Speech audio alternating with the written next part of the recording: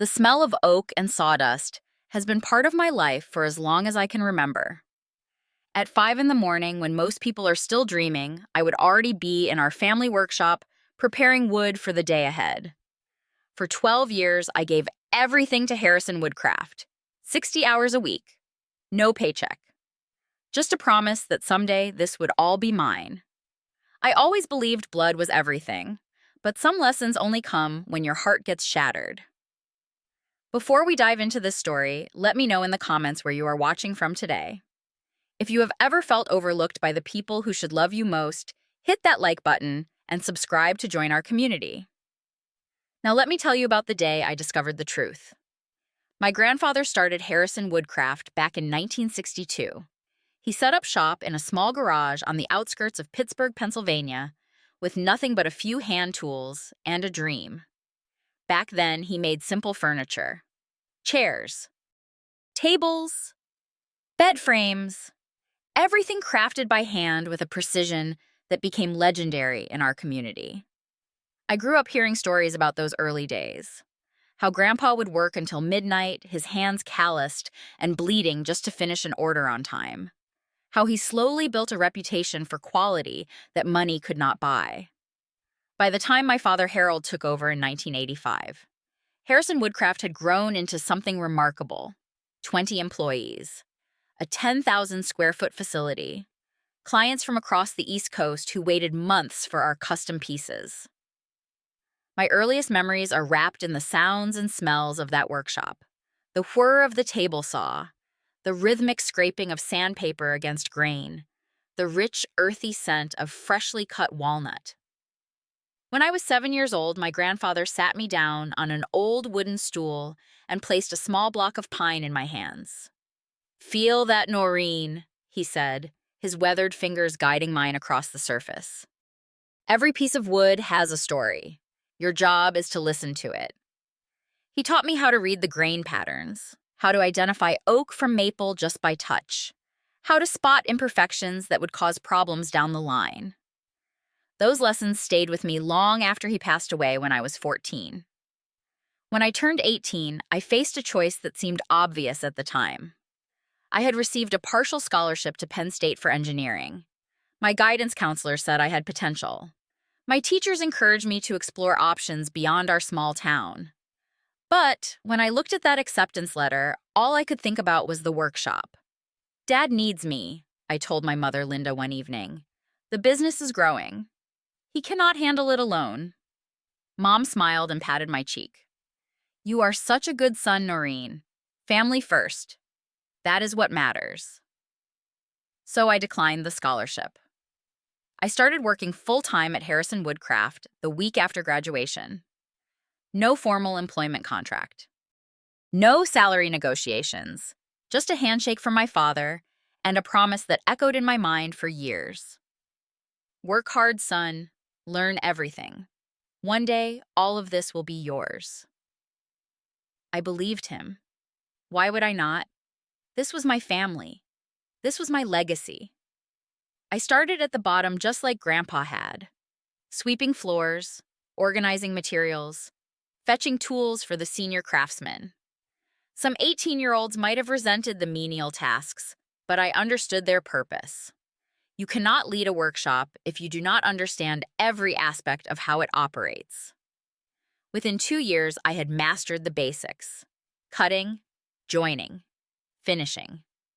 By 23, I could look at a rough plank and visualize the piece it would become. Clients started requesting me specifically for their projects. "I want the young Harrison to work on this," they would say. "He has his grandfather's touch." Those words meant everything to me.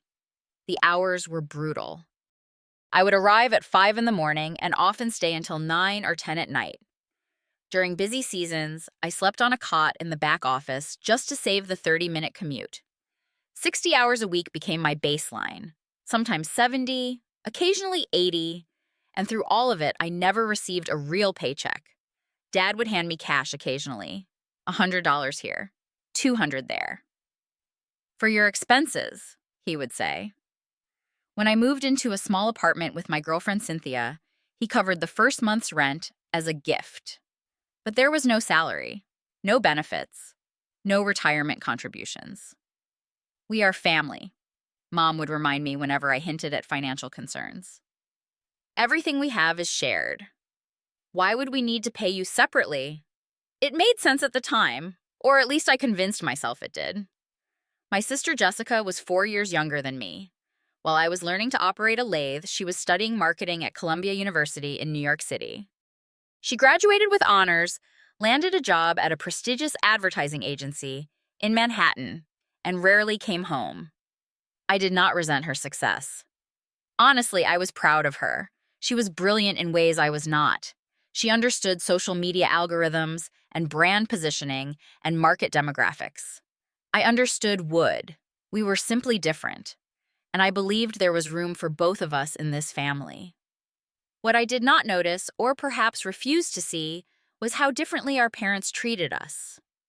When Jessica visited for Thanksgiving or Christmas, Mom would spend days preparing her favorite meals. She would show off Jessica's latest achievements to the neighbors. "My daughter works with Fortune 500 companies," she would boast. "She is going places." When people asked about me, Mom's response was always shorter.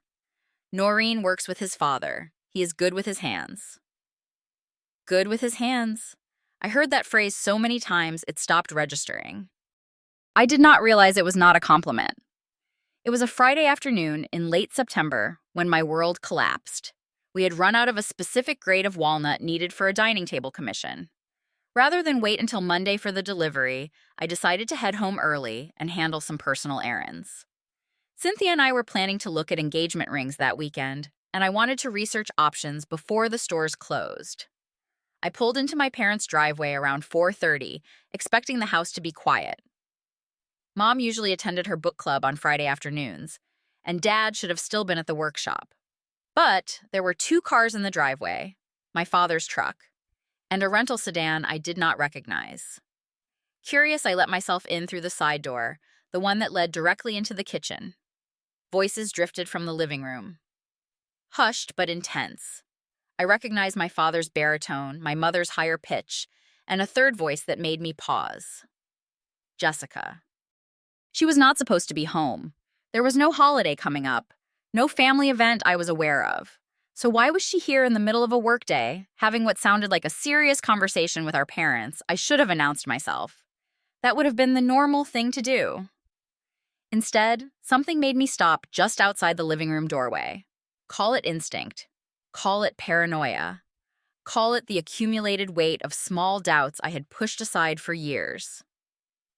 "The transition needs to happen soon," I heard my father say. "I'm not getting any younger. My back cannot handle the physical work much longer." "I agree," Jessica replied. "But I want to make sure we have a proper structure in place before I take over officially. The branding needs to be modernized. The website is embarrassing, and we need to expand our client base beyond the regional market." Take over. My heart started pounding. I pressed myself against the wall suddenly, very aware of my own breathing. "What about Noreen?" Jessica asked. There was something in her voice I could not identify. Guilt, curiosity, clinical detachment. A long pause. Then my mother spoke, and her words hit me like a physical blow. "Noreen is good with his hands, not his head.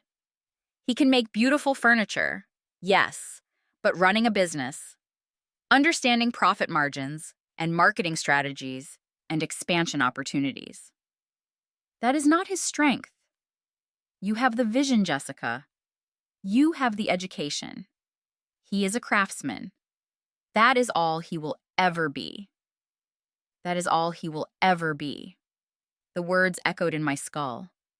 12 years, 60 hours a week, no salary, no complaints, and my mother had just reduced me to good with his hands.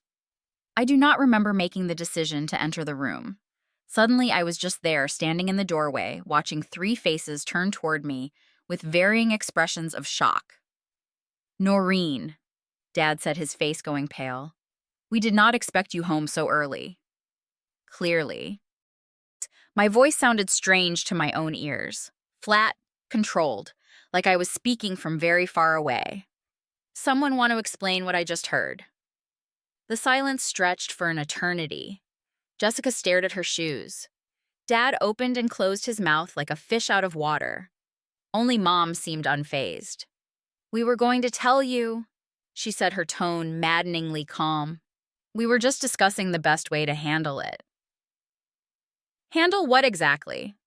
The fact that you are giving my inheritance to my sister. It is not your inheritance. Mom's eyes met mine without flinching. It never was.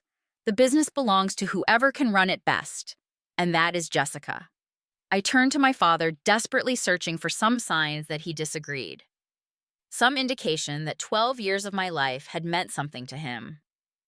"Dad." He could not meet my eyes. "It is a business decision, son. Jessica has skills we need. Marketing, strategy. She can take Harrison Woodcraft to the next level." "And what about the skills I have? I am the one who keeps the workshop running. I am the one clients ask for by name. I am the one who has given everything to this company while she was off building her career in New York." "You are a craftsman," Mom said, as if explaining something to a particularly slow child. "A very talented one. No one is denying that. But craftsmen do not run companies. They work for them." Jessica finally spoke. "Noreen, I know this is hard to hear, but do not." I held up my hand. "Just do not." I looked at my father one more time. The man I had idolized. The man whose approval I had spent my entire adult life chasing. He would not even look at me. "So that is it?" I asked. 12 years of working 60 hours a week. No salary, no benefits, nothing. And my reward is to become my little sister's employee. "You still have a job," Dad mumbled. "Nothing has to change." I almost laughed. Nothing has to change, as if everything had not already changed.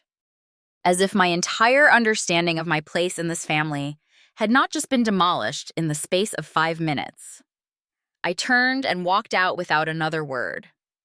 Behind me, I heard Mom saying something about how I would come around eventually, how I just needed time to process. That night, I told Cynthia everything. She held me while I cried for the first time since my grandfather's funeral. Angry tears, bitter tears, the tears of a man who suddenly realized he had been a fool. "What are you going to do?" she asked softly. "I do not know," I admitted. "I genuinely do not know." The next few weeks were a blur of confusion and pain. Against my better judgment, I kept showing up to work, partly out of habit, partly because I did not know what else to do, and partly, if I'm being honest, because some naive part of me still hoped this was all a misunderstanding. It was not. Jessica arrived at the workshop the following Monday with a laptop bag and a list of improvement initiatives. She set up a desk in the corner of my father's office and started observing operations. The first week, she just watched, made notes, asked questions that revealed how little she understood about what we actually did.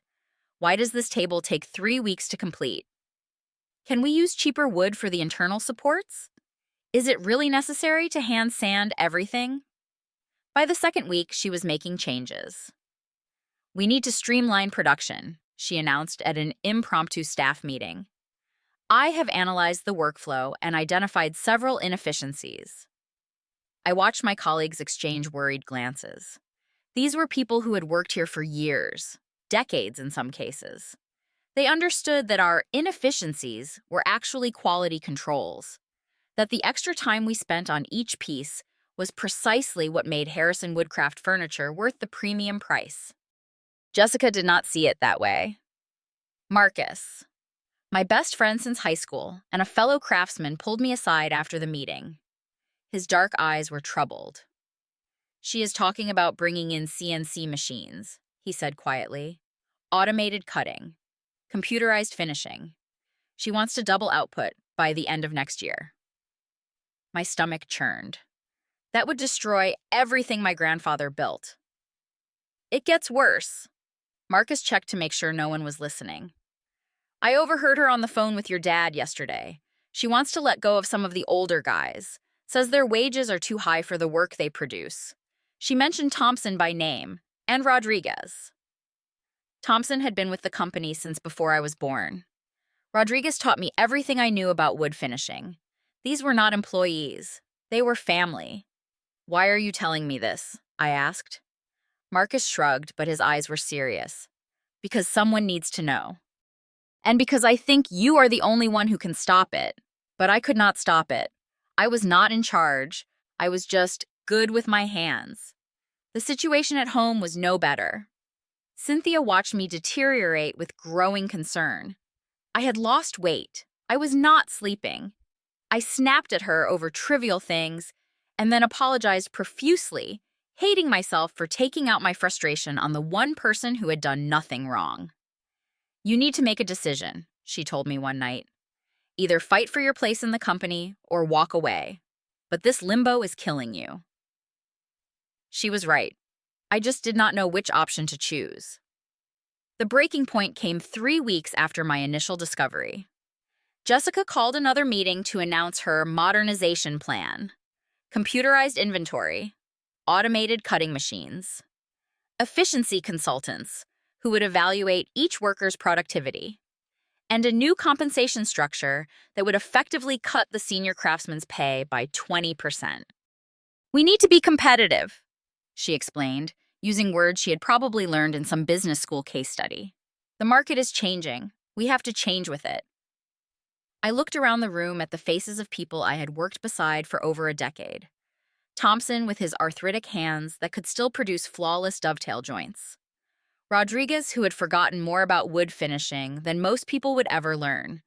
Marcus, who could look at a piece of lumber and tell you exactly what it wanted to become. These were masters of their craft, and my sister was treating them like interchangeable parts. I stood up. I am done. The room went silent. Jessica's smile froze on her face. Excuse me. I said I am done. I have worked 60 hours a week for 12 years without a real salary. I have given this company everything I have, and in return, I get to watch my sister, who has been here for 3 weeks, destroy everything my grandfather built. I looked directly at her. So I am done. If you want my labor, you can pay for it. Market rate, with benefits, like any other employee. Jessica's eyes narrowed. You are being childish. No, I am being realistic. I picked up my tool belt and slung it over my shoulder. Call me when you want to have an adult conversation. I walked out of that workshop for what I thought might be the last time. The fallout was immediate and vicious. Dad called that night furious. How dare I embarrass Jessica in front of the staff? How dare I undermine her authority? Did I not understand how important this transition was for the family? What about my importance to the family? I asked. What about 12 years of my life? You are being ungrateful. We fed you. We housed you. We taught you a trade. That is worth something. So is my labor. 60 hours a week for 12 years. Do the math, Dad. At minimum wage alone, you owe me hundreds of thousands of dollars. But I never asked for that because I trusted you. I trusted that this was a partnership, that I was building something for my future, not just padding your retirement. Silence on the other end. When you are ready to apologize, Dad finally said, you know where to find us. I hung up and blocked his number, then Mom's, then Jessica's. For the first time in my adult life, I was truly alone. 2 months passed. I found temporary work doing custom carpentry for a small contractor. The pay was decent, but it was not the same. I missed the workshop. I missed the smell of fresh sawdust. I missed being part of something bigger than myself. What I did not miss was the constant feeling of being undervalued. The assumption that my worth as a person was limited to what my hands could produce. Cynthia and I got engaged during that period. A small ceremony at the courthouse, just the two of us, and a pair of witnesses we recruited from the hallway. It was not the wedding I had imagined, but it was ours. And somehow that made it perfect. I was in our apartment one Tuesday evening when my phone rang. The caller ID showed a number I did not recognize, so I almost let it go to voicemail. Something made me answer anyway. Noreen, this is Frank, your uncle. Uncle Frank was my father's older brother. He had moved to Florida years ago after a falling out with the family that predated my birth. I barely knew him. Your father is trying to reach you, Frank continued. He asked me to call because you blocked his number. There is nothing to talk about. I understand. And for what it is worth, I think what they did to you was wrong. Your grandfather would be spinning in his grave if he knew. Frank paused. But this is not about your father. It is about Dalton, the big client, Mr. Dalton. The name triggered an immediate memory. He was a real estate developer who had been one of our most valuable customers for over a decade. His orders alone accounted for nearly 40% of our annual revenue. What about him? He is threatening to cancel his current contract. Something about quality issues with his latest order. Your father is in a panic. He said Dalton specifically asked for you. I should have felt satisfaction, maybe even vindication. Instead, I just felt tired. That is not my problem anymore. I know, but I thought you should hear it from someone other than your father. Whatever you decide, I support you. Frank hesitated. Your grandfather was proud of you, Noreen.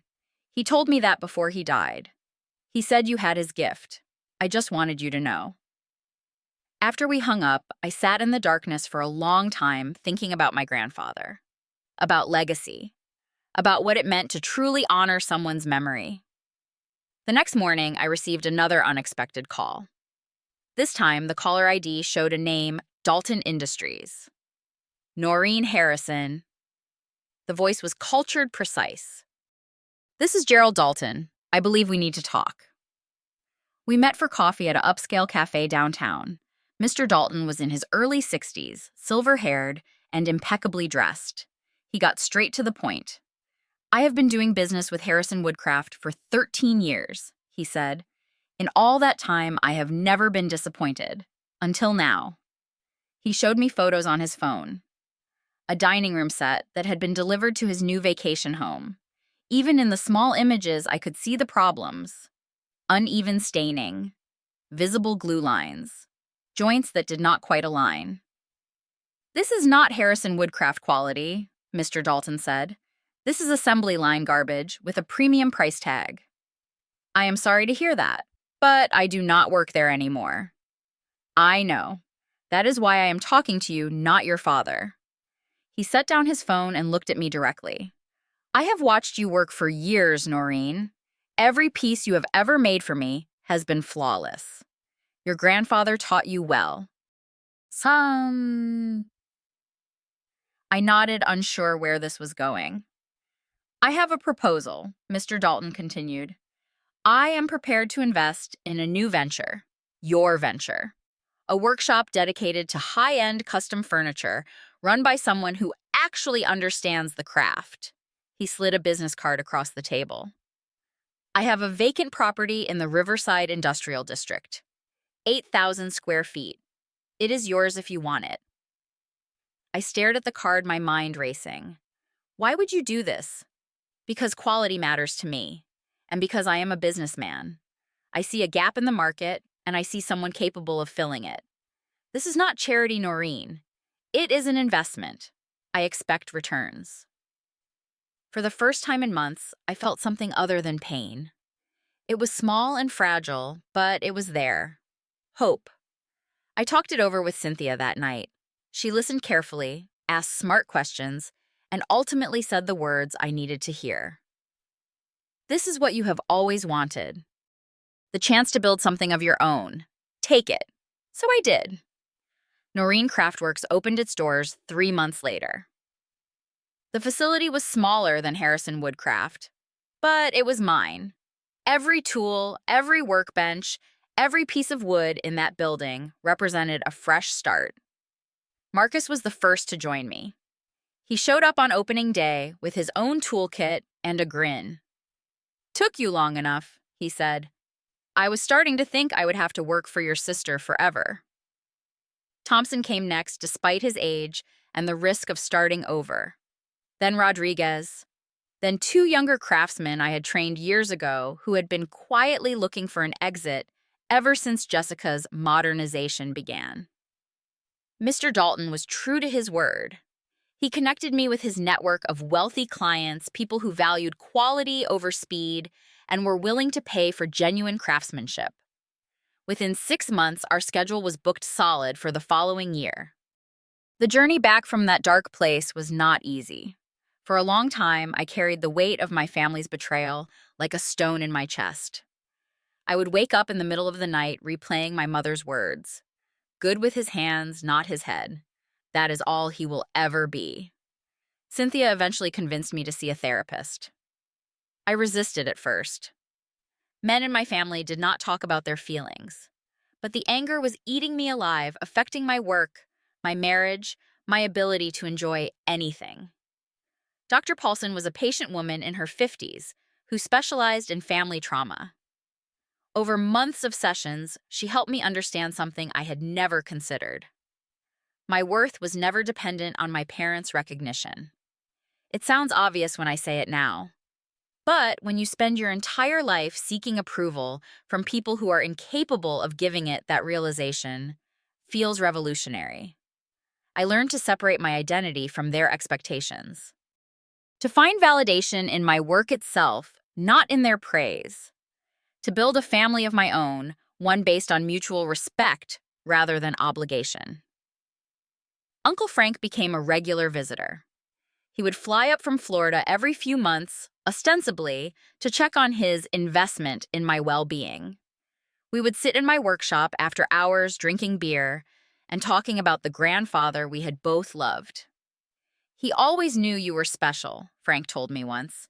He used to say, that boy has sawdust in his blood. He will carry on the real legacy. He was right. Cynthia and I bought a small house near the workshop. We started talking about children. For the first time in my life, I could imagine a future that was not defined by my parents' expectations. News of Harrison Woodcraft reached me in fragments. Marcus still had friends there who shared updates. The modernization had not gone well. Quality complaints had multiplied. Longtime clients were leaving. 2 of the new CNC machines had broken down within months, and the company could not afford to repair them. About a year after I left, my phone rang with a number I had blocked long ago. I had switched phones since then, so the block had not transferred. Noreen. My father's voice sounded old, tired, defeated.